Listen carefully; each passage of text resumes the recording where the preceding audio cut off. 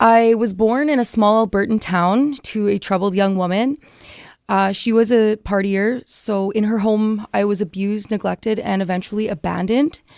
One day, my mother drove me out to the country and left me in a field.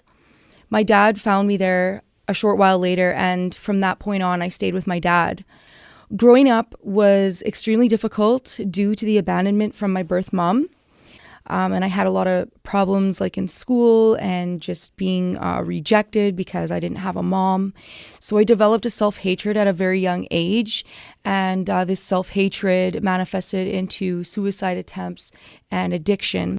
In June of this year, I was pulled over for impaired driving. And I knew that I needed to make a change, that I didn't want to be stuck in making these life-altering decisions. So, I said yes to Teen Challenge, and I'm here and I'm discovering who I am, and I am a child of God. So when someone asks me who you are, I get to say I'm a daughter of the Most High.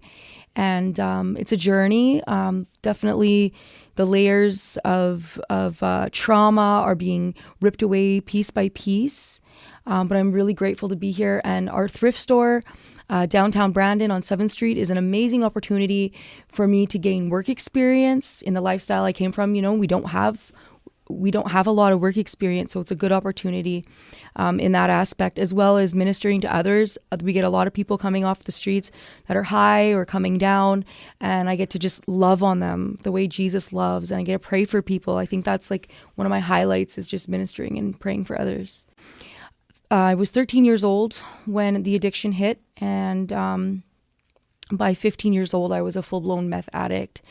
I was in and out of jail, struggled with fighting, and just a very lost, broken child. Yeah, life has just been completely hindered by this addiction, in and out of jails. And one day in 2016, while I was sitting in prison, I saw Jesus on the cross in a flash of light, and I knew in my heart that God was real. So I went into my jail cell and I rededicated my life to Him and did some self-deliverance.